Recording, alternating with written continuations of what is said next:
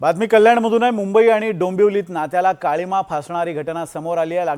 लग्नाला विरोध करून सोयरीक मोडल्याच्या रागातून एका मूकबधीर भाच्यानं आपल्या मामाच्या अवघ्या 1 वर्षाच्या मुलाचं अपहरण केलं। कुर्ल्यातून पळवून नेलेल्या या चिमुकल्याला आरोपीनं डोंबिवलीतल्या एका बंद रिक्षात सोडून दिलं, पण पोलिसांच्या सतर्कतेमुळे हे बाळ सुरक्षित सापडलं आणि आरोपीचा शोध घेतला जातोय।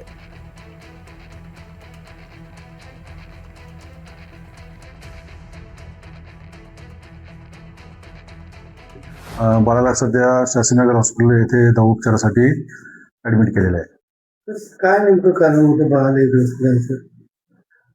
त्या फिर्यादी यांचा जो भाचा होता अमन सकट याचा फिर्यादीच्या नंदेवर लग्नावरून काही वाद होते आणि त्या वादातून हा प्रकार घडलेला आहे। त्या आरोपीने या बाळाला काल पहाटेच्या सुमारास त्यांच्या घरातून किडनॅप केलेलं आहे आणि विष्णुनगर पोलीस स्टेशन आधी सोडलेलं होतं।